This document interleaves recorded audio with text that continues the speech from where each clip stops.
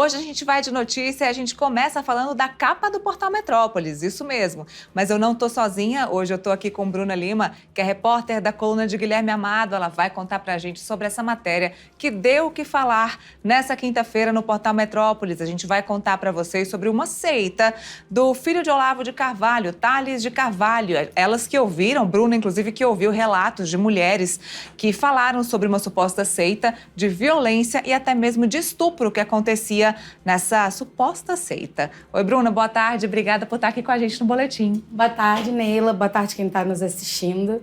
É uma matéria, assim, que quando a gente estava ouvindo, a gente pensava, não é possível, assim, porque pareciam coisas absurdas que realmente aconteceram com essas mulheres, né? É uma seita que é baseada na participação de mulheres. Para começar, como é que vocês chegaram nessa história específica? No início do ano, teve um caso de uma das mulheres que, inclusive, gravou entrevista com a gente, mas que a gente não vai revelar a identidade dela, porque ela gravou entrevista com a gente sob condição de anonimato. Ela topou conversar com a gente. Mas no início do ano foi revelado um caso de uma menina de 19 anos, daqui de Goiás, que foi capturada no Paraguai com o Tales de Carvalho. E eles teriam se casado dentro dessa religião, dentro desse ideológico religioso criado por ele. Inclusive, no depoimento dela, a Polícia Civil do Paraná, ela fala meu marido, ela chama a filha dele de enteada, pergunta quando que ela vai poder voltar para casa, mas não para casa que ela morava com os pais aqui no Goiás, e sim para casa dele, né? Então, esse caso veio à tona, inclusive foi noticiado aqui no Metrópolis pelo repórter Thales Alcântara, porque foi uma operação conjunta da Polícia Civil com a Interpol e com da Polícia Civil do Paraná, da Polícia Federal e com a Interpol, já que era em outro país, né?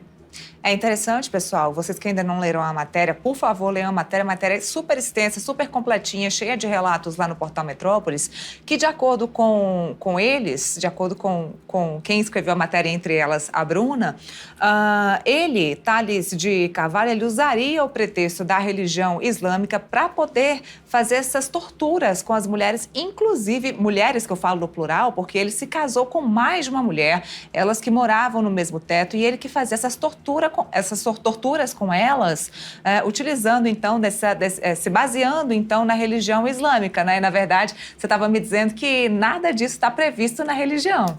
Exatamente, assim, ele torturava, né? Não é nem bater, assim.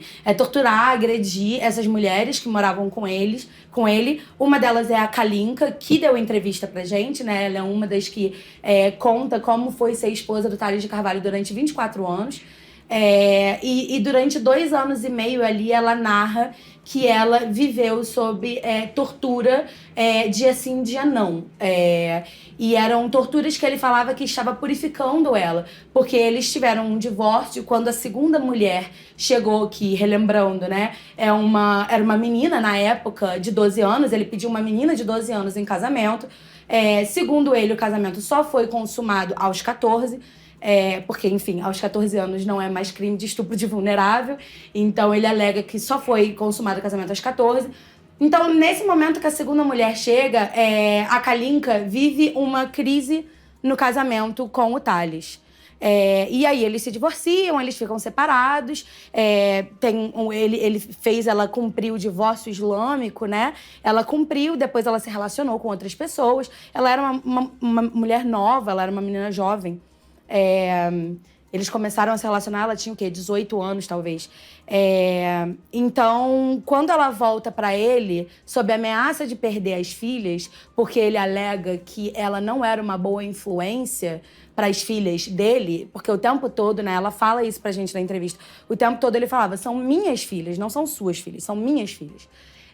Sob essa desculpa de você não é uma boa influência porque você está namorando outras pessoas, você não está mais seguindo a religião, você está saindo para beber álcool, elas vão ficar comigo. Então ela volta sob a condição, ela volta para ele, ela pede para voltar para o casamento sob a condição de não perder as filhas. E nesse momento que ela volta para ele, já tem a segunda mulher, né, a segunda menina, né, com eles. E ela passa por uma série de torturas. E essas torturas também se estendiam à segunda mulher. Então, e ele conta que era para purificar elas. Tudo com base nessa religião que ele criou, né? Nesse ideológico religioso que ele criou. Que as filhas dele e a própria Kalinka, a Júlia, fala em entrevista pra gente que essa religião que ele criou era uma coisa ali no meio entre o catolicismo e o islamismo. Mas era uma coisa que não existia.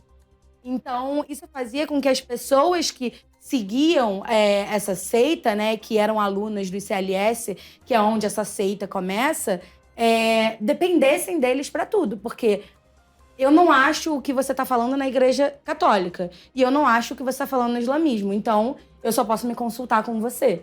Então, esse é o conceito de seita, assim, que elas criam. Agora, as filhas também passaram, não por abuso, mas elas passaram também por ver tudo isso, né? Inclusive, em entrevista a vocês, elas contaram por tudo que elas passaram. Conta pra gente um pouquinho.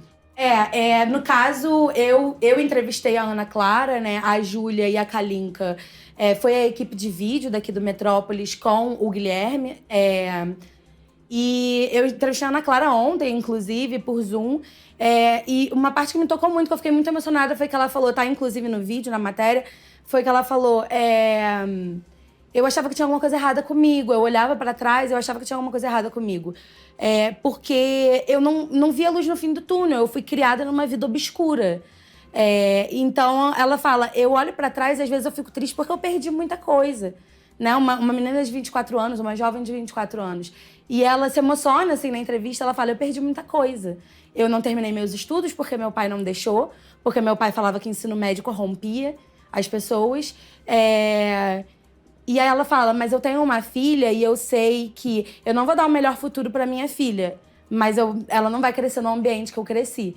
E eu achei isso muito emocionante, assim, do relato dela, sabe? Porque elas conviveram, elas falam, né, na entrevista, a Júlia e a Ana Clara, que elas conviviam com a mãe chorando, com a mãe com hematomas. Elas ouviam desde sempre a mãe e a segunda mulher sendo torturadas. E assim, elas falam, não era um grito um grito trivial. Era um grito de aflição. E elas ouviam isso. Elas falam, meu pai criava dentro de casa um ambiente de medo. A Ana Clara conta pra gente em entrevista, né, que o pai, às vezes, dava uns surtos dentro de casa e ela se escondia no banheiro, porque ela tinha medo do pai. E outra coisa também que é muito importante, assim, do relato delas, e que entrou pouco na matéria, mas, assim, me marcou um pouco, é que elas falam, ele era muito ausente. Ele não era um pai presente, ele era muito ausente. E a gente tentava fazer de tudo para chamar a atenção dele, para ter carinho, amor. E é isso, né? O ambiente de opressão é construído por tudo isso, né? Agora, essa história é uma história terrível, é uma história de terror, seja ela quem fosse o autor dessa história, mas a gente sabe que o autor da história é o filho de Olavo de Carvalho. Olavo de Carvalho, para quem não sabe, era um grande escritor, uma pessoa muito importante, inclusive no bolsonarismo, uma pessoa de extrema-direita, um radical de extrema-direita, que ficou muito famoso aí por ajudar o ex-presidente Jair Bolsonaro aí nas suas teorias, principalmente à época da campanha presidencial, da primeira campanha presidencial de Jair Bolsonaro. A gente viu, inclusive, o pai dele, então, falando antes mesmo disso tudo estourar, o pai dele dizer que não tinha nada a ver com isso, que ele não tinha participação nessa seita, nessa escola, nesse curso do filho dele, mas é uma pessoa que se destaca pelo pai que tem, não é isso? Não, claro. Isso foi uma coisa que a gente apurou, inclusive, que o Olavo de Carvalho, ele deu muita força para o ICLS começar. Ele participou da aula inaugural, eles faziam meio que aquela dobradinha ali, né? Porque os princípios eram os mesmos, assim. Depois, o ICLS ele começa a ter tamanha força que começa a tirar alunos do Olavo de Carvalho. Então, esse foi um dos motivos também do rompimento do Olavo de Carvalho com o Tales de Carvalho, né? Porque houve esse rompimento em algum momento da relação deles. E esse foi um dos motivos. Portanto, que é isso aí que a gente mostra na matéria, né? Que o Olavo de Carvalho botou no Facebook. Tem minha total desaprovação. com o Instituto. Um dos motivos era essa competição por alunos. Mas também, na época, ele já poderia ver que estava se encaminhando para um outro lado, né? Para virar uma seita, no caso. Bruna, e agora? Tem alguma investigação correndo? Vocês conseguiram contato com o Thales? Como é que vai ser isso daqui para frente? Então, a gente não sabe. O que a gente sabe é que houve uma certa omissão da Polícia Civil de Goiás e do Paraná de investigar o caso, principalmente no que se trata esse último caso, que foi revelado em janeiro, que foi como a gente chegou nos outros relatos, né? Porque, enfim, a pessoa, ela foi levada para o Paraguai, debaixo de uma lavagem cerebral ali, uma menina jovem. O contato deles dois começou quando ela ainda era menor. Então, assim, o que a gente sabe é isso, que teve uma omissão, que teve uma falta de investigação. E agora, os próximos passos é ver, assim, o que vai acontecer. Se eles vão resolver abrir alguma investigação ou vai deixar como tá e vai continuar omisso na história. Vocês conseguiram contato com o Thales? Não.